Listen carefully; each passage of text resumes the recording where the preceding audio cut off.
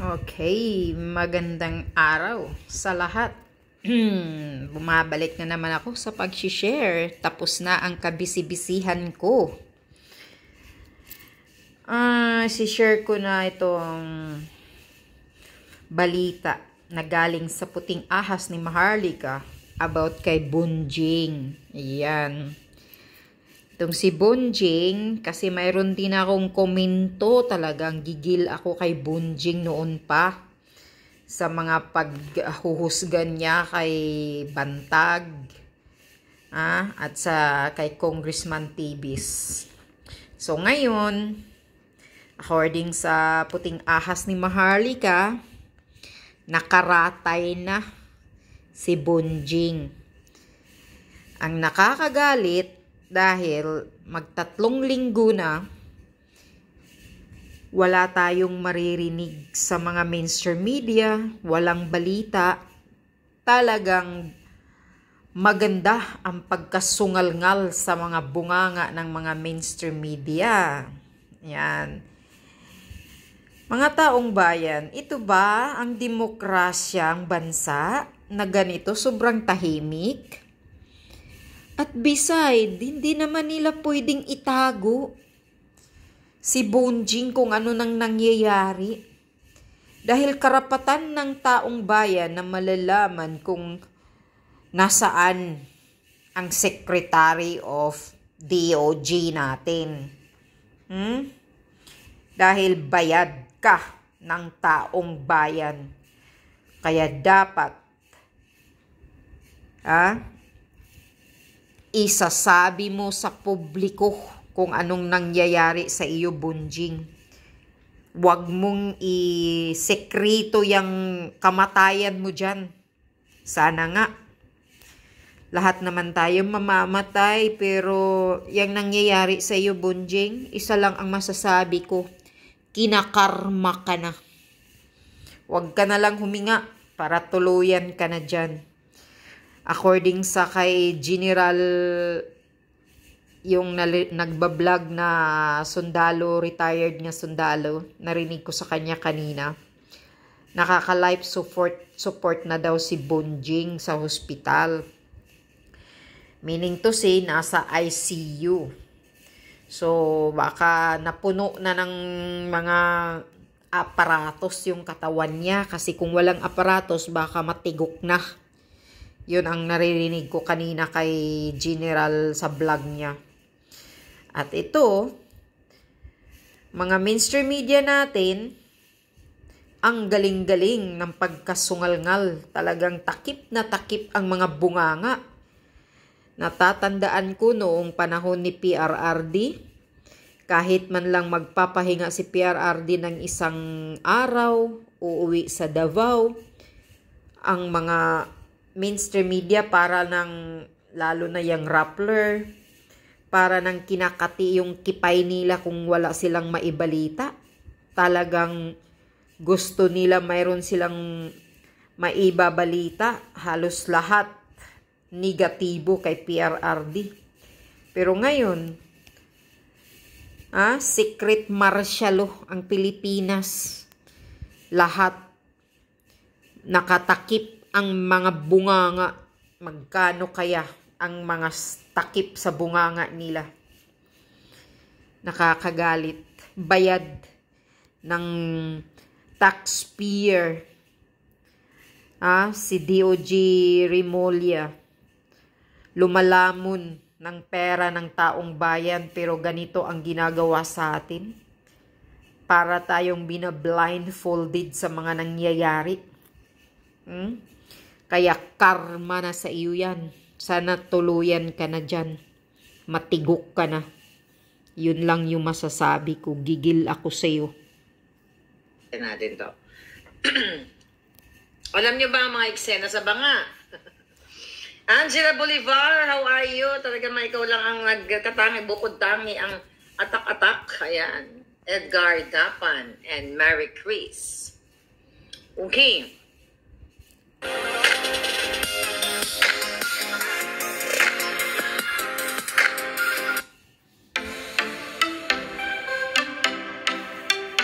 Grabe naman tong advertisement na to.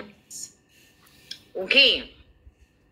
Opinion, PHTV, Liz nangunguna sa banga. Okay mga kababayan. Okay, sino ba si Remulla? Okay, bakit siya tahimik? Eh di ba, madalas pa lang lolo ninyo. Umepekto na ba 'tong mga panundot natin? Okay, mga kababayan. So, unang pasabog sa banga. Inililihim ng gobyernong ito yung mga nangyayari sa taong bayan. Kasi dapat, Salome Baksal, dapat ang itong mga taong nasa gobyerno, na mga kawatan sa kaban ng bayan, na nagsasaid sa inyong pinaghirapan natin lahat, dapat sila ay maging responsable at transparent. Kasi, mga palangga, kinonfirm natin at ni isa sa mainstream media or sa social media, I believe, wala pang nag-uulat na si Remulla ay inaratay pala. Hindi naman tayo nag-wish, but minsan, out of kapulburan na nila, inaratay. Nag-wish din tayo ng bonggang-bongga ng mga bagay-bagay na minsan, ayan, sabi ni John Carlo, taray may ads. Na matagal nang may ads yan, 2 taon na yan palangga. Nahuhuli ka na sa banga. Yung ating Sendwave app, model nga ako dyan. Anyway, sabi ni Helen, sabi niya, patay na ba si Bonjing? With that, I don't know. Pero confirm po, 2, actually 3 tao ang pinagtanungan natin na ayon sa ating puting ahas ay nakaratay siya sa St. Luke's Hospital for 3 weeks. Actually, hindi lang sure kung which is which. Inatake ba siya sa puso or yung CA? You know what I mean? Or, yun, lahat naman tayo matutsugi, okay? Wala namang makakaligtas.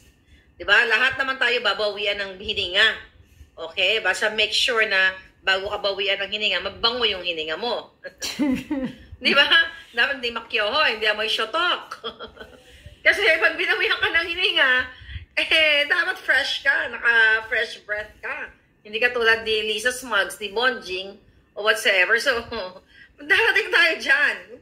Huwag kayo mag-alala, una-unahan lang naman ng buhay. Right? Aba, nagre-request sa mga ito, please do more. Yung ating, okay, si Seth. Gusto niyo ba yon yung aming live nila kagabi? So anyway, yeah, sure. Bakit hindi? Okay. Mga kababayan, ilan ba ang hawak na attached agencies ni Remulla? Di ba ang dami niyan? Okay, ano-ano yung mga attached agencies na hawak niya? Tignan nga natin dito. Okay, attached agencies, Department of Justice. Okay. Okay, ay ang Bucor. Okay? PAW. Ito, such agencies. Ayan ang 10 attached mga ahensya na under sa kanya. Bureau of Corrections, Bureau of Immigration, kaya pala no wonder, yun ang nagkaletse-letse dyan sa Bureau of Immigration, NBI, okay? Ang dami pa at marami pang iba. Alright, 10 yan. Okay? Ngayon, mga kababayan, ano ang pinahiwatig ng gobyernong ito? Ang gobyernong ito ay itinatago nila, hindi lang pagnanakaw nila, kundi yung pagiging incapable nila sa pagpapatakbo ng bulok na ahensya ng DOJ. Right?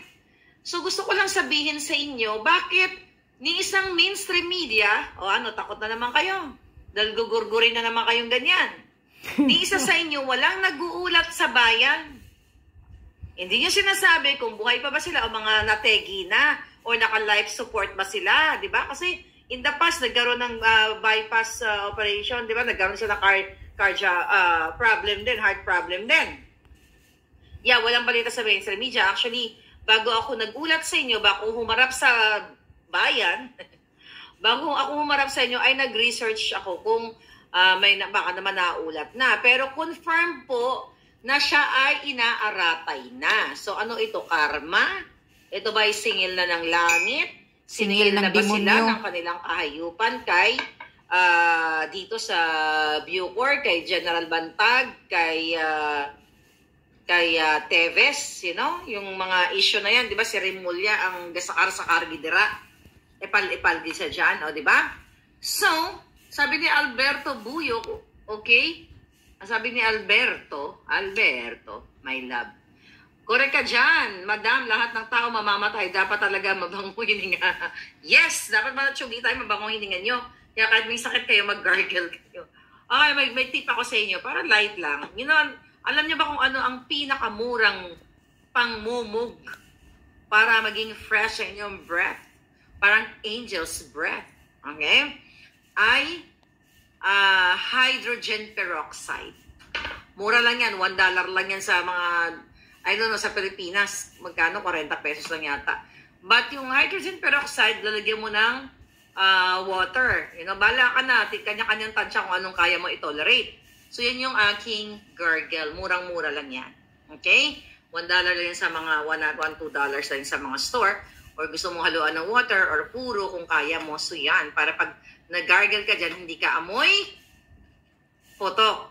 Yung gininga mo katulad ni Smugs at ng mga kalaban ng bayan. Alright? Boying Remulla.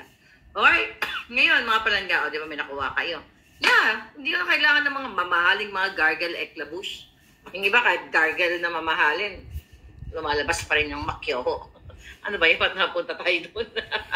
Kasi si Palangga rest in hell, sabi niya, Bonjing. So ngayon, mga kababayan, ang Department of Justice Secretary Remulla na sangkot sa panggigipit, lahat, ay hindi natin isa-isa yung mga pinagagawa ng jutang Genemes na yan. Alright? Mukhang sinisingil na siya ni Satanas. Taning. Di ba? Hindi taning yung taning natin. Iba na lang word natin. Baka sinisingil na siya.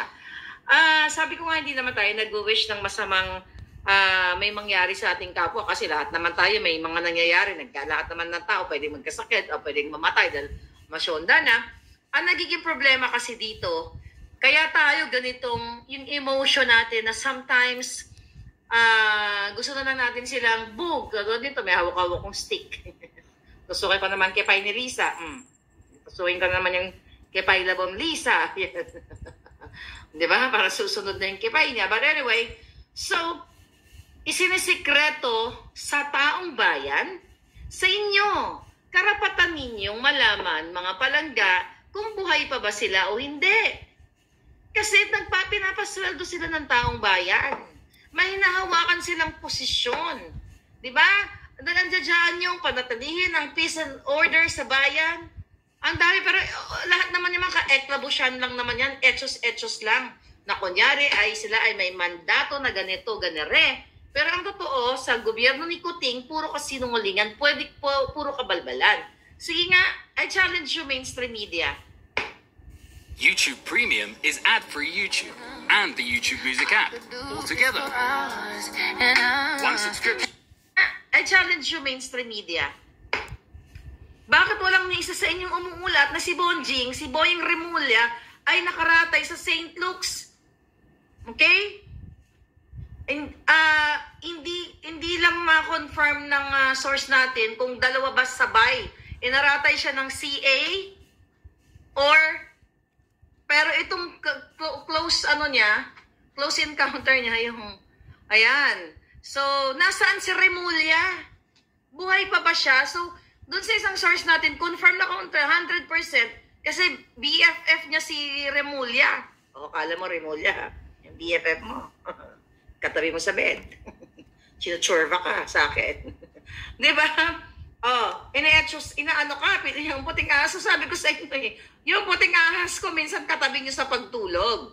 Pero ang point of view natin dito, mga kababayan, di ba? Bakit? Di ba pansinin nyo? Pinuntahan ko yung kanilang website. Tinitingnan ko yung mga news articles. Tama ba? Yung mga latest articles. Then yung kanilang Facebook page. Kasi madalas, bida-bidahan si Remulla dyan, di ba? Siga-sigaan. So bakit ka nanahimik? May obligasyon ka sa taong bayan kasi bawat hininga mo, makyoho man yung hininga mo, or what, bayad yan ng taong bayan. At correct. Bawat kamkam nyo sa Pogo, bawat panggigipit niyo sa DOJ, mga ginayupak kayo, bayad yan ng taong bayan. So, karapatan naming malaman kung humihinga ka pa o hindi. Ano kayo, 3 weeks? Kasi kung 3 weeks kang, I think baka more than, baka mag-almost a month. Tignan nyo. Make sure nyo, tignan nyo kung kailan siya ang last na kanyang, what do you call it? Kanyang portrayal dyan sa kanyang Facebook page. Diba? Ang tagal, tahimik. Tignan nyo yung media now. Wala kang makikitang substance. Diba? Sa mga ulat. Kundi puro pagpapa, bango kay Kuting, kasi nga, naulat nga natin sa inyo kagabi na they are deprived. They are sinusuppress sila ng gobyerno ni buwaka ng inang Lisa at Kuting. Kaya nga dapat, sabi ko nga sa inyo, dapat si Kuting matagal na yan na impeach. Matagal na yan dahil nga betrayal of public trust, hindi siya nagpapatakbo ng bayan. Hindi siya ang commander-in-chief, kundi under Disaya. Okay? Under Disaya. Balik tayo kay Boying Rimulya. Kayo, DOJ, mga undersecretaries mo, kayo dyan, lahat kayo ng nasa Malacanang, hindi ba kadyutahan yung ginagawa nyo? Ito ha, itong stick ni Harry Potter, pag tumusok to sa inyo, aratay. Teka, tignan natin, parang dito si Lisa banda dito. Nakaupo dun sa Japan. Ito. Ayan. Right? So pag tumama itong stick ni Harry Potter sa inyo, aaratayin talaga kayo, di ba? Wala akong kinalaman dyan. May power ito, tandaan ninyo. May power ito. Pinabasbasan ko na to. Kaya kakarmahin kayong lahat dahil what? Nilalapastangan nyo ang taong bayan. Kung kayo ay mga ordinaryong citizen, ipagdadasal ko pa kayo na maging maayos ang inyong, buhay and everything. Pero, nakasalalay ang kinabukasan ng Pilipino dahil ang mga bilyones na pera ng bayan, nilalastay nila. O sinong nagbayad ng ng bill mo? Rimulya, pera na naman ng bayan. For sure, pera na ng bayan. So imagine niyo mga kababayan. Ito, tignan niyo tong picture na ito, kaya nakakagalit. Pero gusto ko magpa-cool ngayon kasi kanina high blood ako. Pero actually, ang blood pressure ko 120/80. High blood lang, na chika-chika lang. Dahil mataas yung boses ko. Ngayon, ganito. Kung gaano ka-unfair ang nangyayari sa ating bayan, sinisikreto ng mga buwaka ng GNMS, katulad nitong DOJ, ang pagkaratay nila sa ospital. At the same time, sabi ko nga, bawat hininga nila, kumukubra sila sa pera ng bayan. Right? Tapos ngayon, maliban sa kubra, okay, yung kubra yung sweldo, kumukubra pa sila kasi may mga taong nagtitake over habang sila ay nakaratay. Na supposedly transparent sa taong bayan na, inuulat namin ang DOJ Secretary ay hindi na makakagulapay dahil ang kanyang kipay, wala pala siyang kipay. Ang kanyang lapay ay kumakaway-kaway. Mga ganon. Diba? Inuulat ko sa inyo na ang DOJ Secretary ay malapit ng mamaalam at dahil nakulam ng isang langgam. Mga ganon. Masabi lang. Anyway, sa seryosong usapan, karapatan ninyo. Nag-alawitch ka na naman. Yes, sabi ni Penny. Witch talaga ako ngayon. Lapay at kipay, di ba? Sabi ni Maria Pasans. Kaya ito power talaga to. Thank you, Attorney Glenn Chong, for this. So, samantala, kayo, yung mga regular government workers, ilan ba ngayon nakalimutan? Well, di naman ako naging government employee. Kayo ba kapag nag-sick leave kayo, ilang linggo ang bayad? Meron po ba dito dati o current na government employee? Kapag kayo ay nagkasakit, isang linggo, 2 linggo ba ang bayad ng gobyerno? Ilan? Sige, mag-comment kayo dyan. Kasi kino-compare natin yung mga regular government employees, yung mga kasundaluhan natin. Kayo ba? Kapag nagkasakit kayo, ilang linggo ang bayad? Diba? Ilang linggo ang bayad doon? At sumusweldo ba kayo habang kayo ay nagkakasakit? Ito, mga kababayan, sinekreto. Ni isang media walang nag-report. it's the same thing yung ginawa ni Kuting na siya ay nagkubid-kubida ng bigaon, alpot na Kuting. Di ba? Nagkubid-kubid, 15 days. Oh, thank you, Alma Ronquillo, 15 days. O, yung sabi ni Mira, 6 days lang. O, whatever, 6 days, 15 days. Pero ito, 3 weeks. So, isinekreto, ibig sabihin, kumukubra sa pera ng bayan. Di ba, dinadaya ang sick leave, sabi ni Minda Diaz. Samantalang kayong regular employee sa gobyerno lang. Let's talk about government. Di ba? Nagpapakahirap kayo, nagkasakit na kayo, pero hindi nababayaran yung mga araw na nakaratay kayo. Pero si Remulla, bongga. Isinekreto, tuloy-tuloy ang sweldo, tuloy-tuloy ang pangungubra. Remulla, tuloy-tuloy ang pangungubra. Kaya dapat talaga ay, makarma. Alright? Okay. Sagutin natin to. Alem. Ito si Alem. Pag buksan natin isipan ni Alem. Mukhang troll. Okay, pero mamaya kami kalalagyan ka. Sabi ni Alem, Madam, samang tulong-mulong ka lang sa ibang bagay, hindi sa paninira. Isyu nga ka. Okay? Isyu nga ka. You know why? Dahil troll ka ni Remulla. Troll ka, kaya black ka. Di ba? Ayan, no? Cartoon character.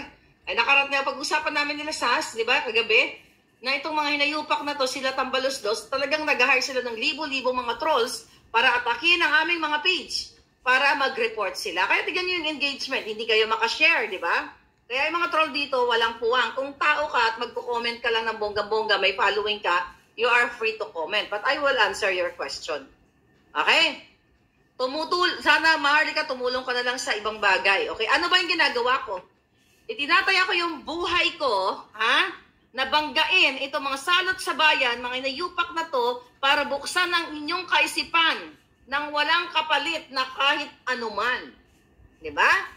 So yan ang ginagawa ko. Anong gusto nyo? Manahimik tayo? Magtatanga-tangahan tayo na niloloko ka na, 3 weeks na nakaratay sa ospital, o di ba sweldo-sweldo pa rin, sinisikreto nyo sa taong bayan. Ganun ba, ha? Baka ikaw yan Tambalusdos. Tambalusdos siguro to nag-comment. Okay? Mana lang yan sa Kuting style, sabi ni Merlinda Baliwag. So, may kumpara natin kay Kuting, mga kababayan. Ngayon, si Kuting, di ba nagkubid-kubidan ang alpot? Alpot din kasi yan eh. Meron kasi Kuting, ting-ting. Pareho lang naman sila alpot ni Lisa. Okay, walang pinagkaiba. Nagsakit-sakitan ang giatay. Diba? Kinompute natin 64 hours after niyang mag-release ng statement sa bombing sa Mindanao. Niha-niho, wala tayong narinig. Sinekreto na naman sa atin. Binaboy na naman tayo. Tinarantado tayo. Diba? Yung pala, ay naalarma na sila dahil, sabog na naman sa pulburon. Kaya nga nagpatawag si Lisa Smugs ng 10 tangke. Okay? Sinabi ko doon sa vlog namin kagabi. 10 tangke dyan sa Malacanang. Kasi baka daw maglusubin sila or something. Demo, takot sa sarili lang multo. Takot kayo, no? Kung bakit ganito to mga to, dahil nakikita na nila yung impact ng bunganga nyo, bunganga ko. And this is good. Diba? Napakagandang laban to. Dahil nakikita na ninyo ang kahayupan nila. Another kahayupan, ito nga si Remulla. Then si Kuting, di ba? Nagsakit-sakitan. Tapos niho, hindi man lang dinalaw ang mga biktima. Again, ulit-ulitin natin, ang mga nasawi sa Mindanao, ang mga nasawi na apektuhan sa Lindol, sa Surigao. So, nung lumabas siya, nag-party-party ang buwaka ng ina. Stay on the right lane with Moto Takaful. MotoTakaful.com. Party ang buwaka ng ina. Matutuwa ka ba? So ito si Remulla, pag lumabas ka, makalabas ka pa ng joy. Or baka ma-aratan ng bonggang-bongga. Right? Kasi ang karma, ito lang gusto kong sabihin sa inyo. Ito lagi kong tinatanong. Bakit ba ito mga buwaka ng Genemis na ito, hindi na sila nakontento sa pagnanakaw sa kaba ng bayan? Diba? Bakit hindi sila nakontento sa kanilang sweldo, sa kanilang naninakaw nung mga nakaraang pang mga panahon? Hindi na nila i-boost ang kanilang galing, ang kanilang panahon para sa pagsilbi sa Pilipino. Kasi kung lahat itong mga hinayupak na ito, kung magsisilbi ng tama sa gobyerno, lahat tayo makikinabang. Paano natin mapapakinabangan yan? Siyempre, Hawak ni Remulla ang DOJ, hawak niya ang Bucor, hawak nila ang Peace and Order. Diba? Hawak nila yan. Anong mangyayari? Uhulihin ang mga pulboronic. Well, paano nga nila hulihin? Yung anak nga niya, pinakawalan ng bonggang-bongga, nakaligtas. O, diba? Anong chinorvan yan? Damo. Pinagbabawal na damo. O, sige Remulla, baka well, baka pulboronic din kasi ngumuwi-ngiwi rin. So anyway, yun yung sinasabi natin dito mga kababayan, kung itong mga ito ay ini-ensure nila ang buhay, ang seguridad ng taong bayan, ang peace and order ng taong bayan na hindi na maglalaganap, magbebentahan ng pulburon, broad daylight, 3-5 na pulburon ngayon, di ba? Ano nangyayari sa bayan natin? Wala nga. Bakit ganito? Kasi ang leader ninyo walang bayag. Walang itlog. Ang itlog ni Kuting kasi laki ng itlog ng tiki. Yung tiki. Yung tiki. Yung ano ba? Butiki! Bata kasi ako, nilalaro ko yun. Sumusuot yun sila sa mga... diba? Sumusuot yan sila sa mga kahoy-kahoy.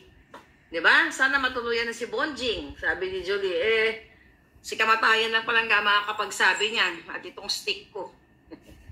Pag pumasok ng stick ko, ewan ko na lang. I got her 5,000. Are you kidding me, darling? Thank you. Okay, keep going. Ngayon, mga palangga, nakatuto kasi ako sa mga ngayon, Bonjing, inaratay, inatake. So, bago ako pumunta kay Tambalos-los na lalo kayong maggagalit. Okay? Niloloko nyo ang taong bayan. Lumabas ka, I challenge you. Remulla. Diba? Epal ka naman. Marami ka naman mga trolls. Andiyan naman ang camera, lumabas ka. Ngayon na. Now or never. Or, madadagdagan niyang aratay mo sa stick na ito. Lumabas ka. Binibigyan kita. Anong oras sa Pilipinas? Lumabas ka. Maggamunan tayo dito. Lumabas ka. Huwag ka magtago sa bed mo. Clock. Okay, 2:39 p.m. Bibigyan kita hanggang office hours. Okay, 2:30 hanggang, sige, pagbigyan kita hanggang alas 6 ng hapon. DOJ, ilabas nyo si Remulla para masabi ninyo kung si Maharlika ay nagsasabi ng katotohanan o hindi. Nakarating sa akin, dyan, okay, na ikaw, Remulla, ay 3 linggo nang nakaratay at inaratay. Wala namang problema kung inaratay ka dahil lahat naman tayo aaratayin. Kanya-kanyang aratay lang yan. What the heck? Diba? Kailangan matibay-tibay ang katawan mo pag inaratay ka. Kaya mo ang pain. Okay? Lahat tayo walang lusot ito. Lahat tayo kukunin ni, sabi ko nga kanina, lahat tayo malalagutan ng hininga. Make sure na mabango ang hininga mo pag nalagutan ka. Alright. Tina-challenge ko kayo. Okay? Ay, Remulla, kita mo to. Kunyari, to. Ayan, kunyari, ganyan. Na-challenge kita, 6 p.m. ka lang. Kaya yung bilyar. 6 p.m. Okay? Magsalita kayo. Sige, kung hindi ka makalabas, yung undersecretary mo, na iharap mo na magsisinungaling, yung pa-islan, yung si undersecretary niyang lalaking mukhang binabae, di ba? Ewan ko ng pangalan yan. Kasi bibigyan ng pansin yung gumagang mga ngiwi-ngiwi ng mga giatay. Okay, 6 p.m. Date natin yan. Remulla, lumabas ka. May date tayo, mga palangga. Putaktihin nyo, aratayin nyo yung kanilang page. Aratayin nyo ang page niya na lumabas ka. Remulla, nasaan si Remulla? Yan yung ating hashtag. Nasaan si Remulla? Buhay ka pa ba? Or what? Okay. Alright. Lumabas ka, Remulla. Sabi pa ni Maharlika. Sa susunod niyan, sa sunod sa yung aratayin, si Kuting na. Sunod si Tambalos-los. Sunod si Abalos. Yan. Kayong apat, magsabay-sabay aratayin. Kakarmahin kayo. Yan ang maganda para sa inyo. Para maayos ang sitwasyon ng Pilipinas. Nang dahil sa inyo, nagkalitsi-litsi ang Pilipinas. Wala kayong mga inutil kayo. Ang gusto nyo lang, magpapasarap sa pera ng taong bayan. Mga walang silbi.